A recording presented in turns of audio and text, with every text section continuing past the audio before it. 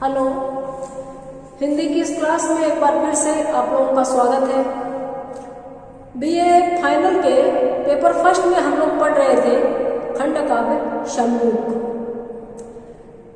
शंबुक के रचयिता जगदीश गुप्त है। यह एक खंड काव्य है। खंड काव्य प्रबंध काव्य का एक भेद है। प्रबंध काव्य जो बंधा हुआ, अब बंधा हुआ हो तो किस में बंधा हुआ? वो क्रम में बंधा हुआ, कथा उसकी गुथी हुई, पूर्वा पर संबंध सहित रचना प्रबंध काव्य होता है। पूर्वा पर दो शब्दों से बना है, पूर्व जोड़ अपर। पूर्व का मतलब पहले का, अपर और मतलब बाद में।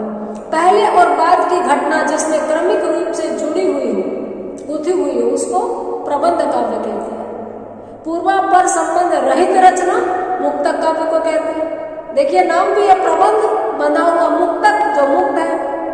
मुक्तक में कथा क्रम आगे और पीछे के व्यवस्थित क्रम में नहीं होता।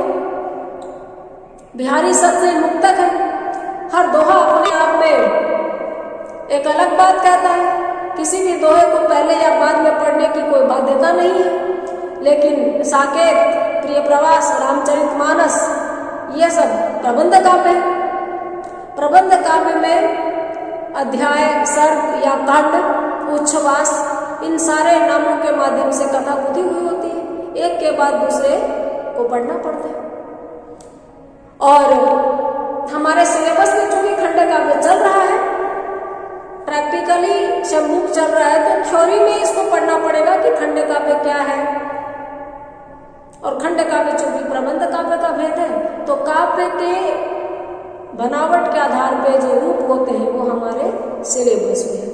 अंतिम इकाई में हमारे सिलेबस में है कि प्रबंध काव्य किसे कहते हैं, इसके कितने भेद हैं, महाकाव्य, खंड काव्य, चंपू काव्य, 3 भेद हैं। तो इनके जो मुख्य बिंदु हैं, इनकी जो विशेषताएं हैं, इन पर काव्य शास्त्रों के विचार हमें सिलेबस में पढ़ना होगा।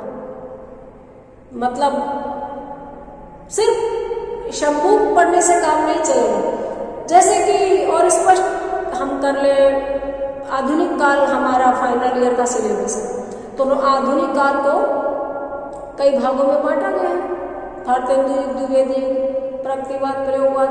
तो हमारी जो पाठ्य पुस्तक है, नई कविता, आधुनिक कविता, इसमें शुरुआत की एक कविता भारतेंदु युग की है, 2 कविता द्विवेदी युग की है, 4 कविता छायावाद की है, लास्ट की कविता समकालीन कविता है। तो ये तो होगी प्रैक्टिकल बात। अब थ्योरी में लास्ट इकाई में हमें ये भी पढ़ना होता है कि भारतेंदु युग किसे कहते हैं, इसके कौन कौन से मुख्य कवि हैं, इस युग की लिखी हुई रचनाओं का नाम, इस युग की प्रवृत्तियां, विशेषताएं। मेरा ख्याल से बात अब समझ में आ गई होगी। तो जब हमारे यहाँ काव्य रूप चल रहा है, खंड काव्य चल रहा है, प्रबंध काव्य चल रहा है, तो काव्य के ये जो रूप है, प्रबंध और मुक्तक, ये भी हमारे सिलेबस में है। और एक बार फिर से दोहराऊंगी कि प्रबंध काव्य के ये सारे रूप मैं पूर्व वीडियोज में आप तक पहुंचा चुकी हूँ। यानी महाकाव्य क्या है, महाकाव्य पर वीडियो, खंड काव्य पर वीडियो, गीति काव्य पर वीडियो, नवगीत पर वीडियो, मुक्तक काव्य पर वीडियो आपके लिए मैं पहले बना चुकी हूँ। आप अगर इस बात से अभी नावाकिफ है या आपको ध्यान में नहीं है, तो आप इस बात को ध्यान कर लीजिए कि आप वीडियो सर्च करेंगे तो इन सब पर आपको मिलेगा, क्योंकि सिलेबस में है। आपको सर्च करना चाहिए, आपको देखना चाहिए। बात हम करते वापस शंबुक की। शंबुक खंड काव्य में हम लोग उस जगह पे थे जहां राम यान में बैठ करके शंबुक को ढूंढने चल पड़े। यान ऊंचाई पे पहुंचा है तो राम को अयोध्या नगरी दिखती है, जनकपुरी दिखती है। जनकपुरी के साथ यानी मिथिला नगरी के साथ मैथिली यानी सीता याद आती है। वो वन याद आ रहा है जहां वो विश्वामित्र की तपस्या को निष्कंटक बनाने के लिए राक्षसों का वध करने गए थे अपने भाई लक्ष्मण के साथ। स्वयंवर के लिए जनक सुता सीता ने शर्त रखी थी धनुष भंग की। स्वयंवर के पहले वो सीता से वाटिका में मिलते हैं, दृग उलझते हैं, यानी आंखें उलझती हैं, दोनों में आंखों ही आंखों में कुछ बातें होती हैं। सीता मानसिक रूप से इनको अपना वर मान चुकी होती है। राम को वापस यथार्थ की धरती पर उतरना पड़ता है। मानस यात्रा के बाद में वो वापस आते हैं और याद करते हैं कि एक नारी को उद्धार दिया, गति दी, एक को परिताप दिया। अहल्या का उन्होंने उद्धार कर दिया, शिला से स्त्री बना दिया, और अपनी पत्नी को उन्होंने वनवास दिया। एक दिन भी वो पति सुख, राज्य सुख नहीं ले पाई थी। वो दुखी है कि राम को किस रूप में जरूरत याद करेंगे। ये सारी चीजें चल रही थी तो मन उनका भटक रहा था, और मन भटक रहा था तो यान की गति भी भटक गई, क्योंकि यान का कोई और चालक नहीं था। राम के मन के अनुसार वो चल रहा था, राम के मन की गति के अनुसार वो सुनिश्चित हुआ, सही हुआ। इन्हीं सब विचारों में राम लगे हुए हैं। हम आगे पढ़ते हैं।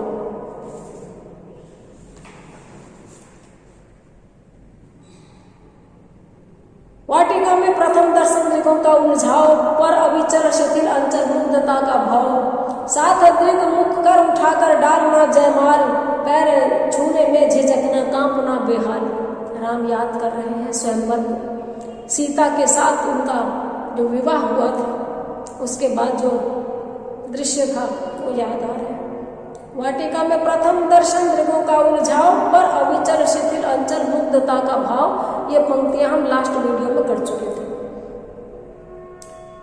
जनकपुर में, जनक के दरबार में, स्वयंवर में धनुष भंग करने के बाद राम और सीता अभिमुख है, एक दूसरे के सामने है।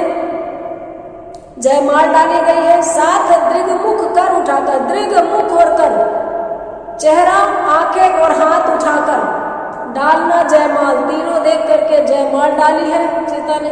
पैर छूने में झिझकना, और एक परंपरा जिसको आप कुप्रथा कह सकते हैं। गृहस्थी में पदवी दोनों की बराबर होती है, पोस्ट दोनों की बराबर होती है, पति और पत्नी। लेकिन मित्रवत संबंध नहीं है हमारे यहाँ। मालिक और नौकर जैसा है, अधीनस्थ और कर्मचारी जैसा है। अधीनस्थ जो छोटा ही होता है, बॉस और उसके जो एम्प्लॉय है उसके जैसा है। इसीलिए देखिए, आप कभी नहीं सुनते होंगे कि पति ने पत्नी की लंबी उम्र के लिए व्रत किया, या पति ने सुबह उठते ही अपनी पत्नी को प्रणाम किया।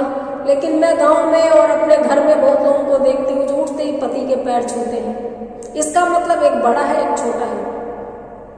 तो यहाँ पर सीता के बारे में आया है कि पैर छूने में झिझकना कांपना बेहाल। पैर छूने में वो एकदम झिझक रही थी और बेहाल होकर वो कांप रही थी। सीता में शक्ति की कमी नहीं थी। सीता उस धनुष को उठाती है, धरती है जब घर की सफाई करती थी। एक तो वो राजा की बेटी थी, मुझे समझ में नहीं आता कि झाड़ू पोछा वो क्यों करती थी। सीता उस धनुष को उठाती थी, उस जगह को साफ करके वापस उस धनुष को रखती थी। और वो शिव जी का धनुष था, वो इतना भारी था कि वो किसी से उठता नहीं था। और जब इसको जनक ने देखा तो आश्चर्यचकित रह गए। उस दिन उन्होंने एक प्रण कर लिया कि सीता का पति वही होगा जो इस धनुष को उठाकर इसमें प्रत्यंचा चढ़ा देगा। और देखिए ताज्जुब की बात कि स्वयंवर में रावण से वो धनुष भंग नहीं हुआ, प्रत्यंचा नहीं चढ़ा गया। आपने और मैंने रामायण देखा, रामानंद सागर का सीरियल और दूसरे सीरियल। मैं उस समय की प्रत्यक्षदर्शी नहीं थी, जैसा किताबों में ग्रंथों में लिखा है वही कह रही हूँ। वो रावण से धनुष नहीं टूटा, राम से टूटा और राम का विवाह हुआ। यानी सीता में ताकत राम से भी ज्यादा थी। लेकिन जब रावण जंगल में साधु का वेश धर के आता है तो सीता को उठा के ले जाता है। सीता इसे बलशाली निकलता है। ये भी मैं नहीं कह रही हूँ, वही लिखा है। देखिए, एजुकेशन इज द थर्ड आई, मैं बार बार बोलूंगी। जो हम दो आंखों से नहीं देखते, पढ़ाई, तर्क, रीजनिंग हमें वो सिखाती है। पढ़ाई का मतलब 2 दूनी 4 रखना ही नहीं है, 2 और 2 मिलकर 4 क्यों होते हैं। मैं जिस जगह खड़े होकर ये वीडियो बना रही हूँ वहां पर गेटे की एक उक्ति है, ज्ञान शंकाओं को जन्म देता है। धर्म ग्रंथ के बारे में कहा जाता है या ईश्वर के बारे में कहा जाता है, नहीं सवाल मत करो। ज्यादा बड़े हो गए हो क्या तुम? कई बार हम पूछते नहीं, ये वाला हम नहीं करेंगे, ऐसा देखते हैं क्या हो जाएगा, क्या बिगड़ जाएगा। जैसे वो जादू टोने और संतक देने की होली दिवाली के बाद में जो बात होती है, उसके लिए मैंने सवाल किया तो बोले बहुत पढ़ी लिखी होगी मैं, हम जानते हैं, लेकिन चुप, इस बारे में मत करना, अनहोनी से डरते हैं। यानी सवाल नहीं करने हैं, नया नहीं सीखना है, कुछ पूछना नहीं है, आंख मूंद कर यकीन करना है। लेकिन ज्ञान शंकाओं को जन्म देता है, ये बात गेटे ने जो कही है मैं इससे सहमत हूँ। आप तब तक नया नहीं सीख सकते जब तक आपके मन में जिज्ञासा नहीं हो, कौतूहल नहीं हो। ऐसा होता है तो क्यों होता है, ऐसा नहीं होता तो क्या होता।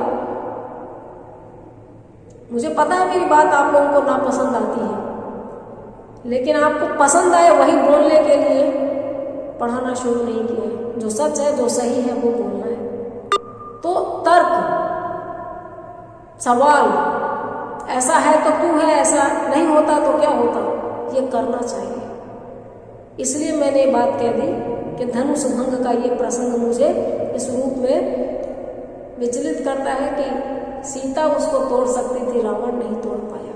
तो यहां पर राम जो है वो धनुष को तोड़ देते हैं और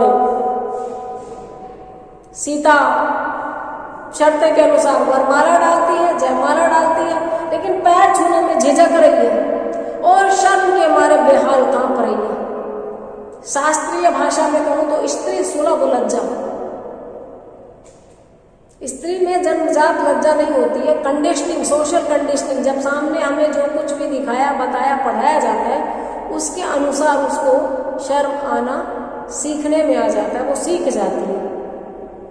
यहीं पर आकर परशुधर हो गए थे दीन, यही बाणासुर डरा रावण हुआ श्रीहीन। इसी दरबार में यहाँ पर परशुधर, परशुराम जो परसा रखते थे, वो उस शिव के उपासक थे जिसका धनुष टूटा था, और वहां पर वो एक संवाद होता है लक्ष्मण के साथ उनका, वो अंत में दीन हो जाते हैं। और यही बाणासुर डर गया था, रावण श्रीहीन हो गया था, रावण की ऐश्वर्य, रावण का ऐश्वर्य, रावण की शक्ति क्षीण हो गई थी, वो हार गया था, उसके सामने उस समय वो ताकत नहीं थी। याद कर पाए नहीं पहली मिलन की रात, राम के मन में जगी सीता हरण की बात। शादी के बाद आगे और सोचते तो उनको प्रथम मिलन की बात याद आती, लेकिन जीवन आगे इतना दुख भरा था कि सीता के साथ प्रणय की प्रथम रात्रि का स्मरण नहीं हो पाया, वो याद नहीं आ पा रही है। स्मरण हो रहा है सीता हरण की बात का। सीता रावण के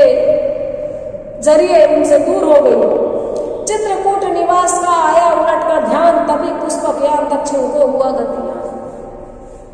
चित्रकूट निवास, चित्रकूट में जंगल में रहे थे, वो उनको याद आ गया,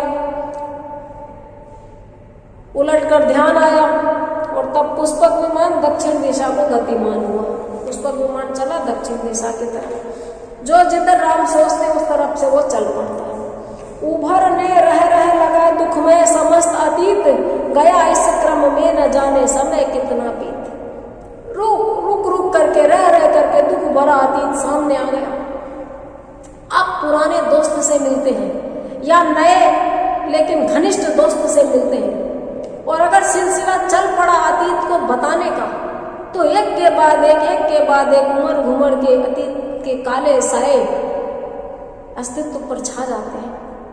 एक एक करके दुख भरी यादें हम अपने दोस्त से शेयर करते चले जाते हैं। राम अभी एकालाप कर रहे, अपने आप से बात कर रहे, और राम को इस क्रम में पता नहीं कितना समय बीत गया, कितना टाइम लग गया। एक के बाद एक सीता का जाना, वानरों की सेना बन लेना, वो पुल बनाना, रावण का युद्ध होना, सीता का वापस लंका से अयोध्या आना, अग्नि परीक्षा होना, पुनः वन में जाना, ये सारी चीजें चलती रही। पवन के आघात से सहसा हुआ चितभंग, लगे जुड़ने स्वयं बिखरी चेतना के अंग। अचानक बहुत तेज हवा का झोंका चला, राम सिहरे तो राम की चेतना भंग हुई, राम का चित्त भंग हुआ है।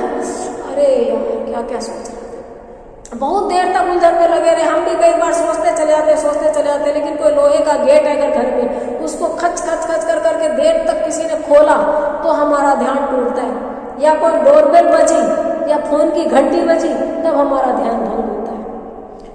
इस तरह से राम का सहसा चित्त भंग हुआ, लगे जुड़ने स्वयं चेतना के, वापस वर्तमान में आए, एक एक करके अपनी खोई हुई चेतना को पाया। वो ढूंढने लगे कि अच्छा मैं ऐसे विमान में बैठा हूँ, इस तरह शंभू के लिए निकला हुआ। विंध्यगिरि की श्रृंखलाओं का हुआ आभास और दंडक वन झलकने लगा बिल्कुल पास। विंध्याचल पर्वत की चोटियां, पर्वत श्रृंखलाएं मालूम पड़ा कि पास ही है, उधर से गुजर रहा हूँ और दंडक वन बिल्कुल पास आ गया। दंडकारण्य शास्त्रों में बहुत नामी है ये, वो नजर आने लग गया इनको। सब दिशाओं से सिमट आया मधुर संगीत, घंटियों की ध्वनि रही वातावरण को जीत। सब दिशाओं से मधुर संगीत सुनाई दे रहा है राम को। देखिए संगीत कोई जरूरी नहीं कि बांसुरी की धुन से ही, पेड़ों की आवाजें, पत्तियों की आवाजें, हवा का चलना, पहाड़ की चट्टानों का धीरे धीरे आपस में घिसटना, झरनों का स्वर, पक्षियों का स्वर, ये एक अद्भुत प्राकृतिक संगीत की सृष्टि करता है। राम को उस जंगल में दंडकारण्य में मधुर संगीत सुनाई देने लग गया। घंटियों की ध्वनि आ रही थी। ये घंटियों की ध्वनि कहाँ से आ रही थी आप देखिएगा, वातावरण को जीत रही थी। आसपास का वातावरण उन ध्वनियों से विजित हो रहा था, हार रहा था, हावी हो रही थी संगीत की आवाज बाकी सब चीजों के ऊपर। यान के तन से हुआ यो तेज का विस्तार, छा गया आलोक चारों ओर गोलाकार। जब आप विमान से उतरते हैं तो वो भी एक्टिविटी चेंज करता है, रोशनियां जल जाती हैं, चारों तरफ जो बल्ब होते हैं, इलेक्ट्रिक जितनी भी चीजें लगी होती हैं, वो सब में चेंजेस आते हैं। हम विमान में बैठते हैं तो ऊपर उठने के क्रम में सीट बेल्ट बांधना, कुछ लाइट्स ऑन कुछ ऑफ, कवायद है, ये सब एक्टिविटीज हैं। तो यहाँ पर विमान जब उतरने को है तो बहुत तेज आ गया, बहुत रोशनी प्रस्फुटित होने लगी चारों ओर, और विमान गोल था इसलिए गोलाकार रोशनी का एक चक्र नजर आने लग गया। गोलाकार रोशनी चारों तरफ उस विमान के इर्द गिर्द हो गई जो विमान से ही निकल रही थी। प्रेरणा ऐसी हुई भू पर उतरा यार, हरि कोमल दूब के ऊपर उतारा यार। ऐसी प्रेरणा हुई, यानी राम के मन में ऐसी इच्छा हुई कि विमान को उतारा जाए। वो राम के मन की प्रेरणा से संचालित था विमान। तो मालूम होता है कि राम की ऐसी प्रेरणा हुई कि विमान को उतारा जाए, तो विमान उतरा और भू पर जमीन पर विमान उतरा, और जमीन पर भी कहा, खाली जमीन पर नहीं, हरी कोमल दूब के ऊपर यान उतरा। जंगल है तो जंगल में हरी हरी कोमल दूब भी थी, उसके ऊपर राम का यान उतरा। और अगला जो हमारा पद्यांश है वो सर्ग बदलने के बाद है। चौथा सर्ग है वन देवता, और वन देवता चौथा सर्ग नहीं है, तीसरा होना चाहिए। जरूरी नहीं कि टीचर को भी सारा याद हो। वन देवता तीसरा सर्ग, पहला है राजद्वार, दूसरा है पुष्पकयान, तीसरा है वन देवता। इसलिए याद आया कि दंडकारण्य चौथा सर्ग है, तो इसको चौथा कैसे कहेंगे। हम लोग नया सर्ग नए वीडियो में शुरू करेंगे। आज इतना ही, देखते रहिए, बने रहिए। Have a nice day.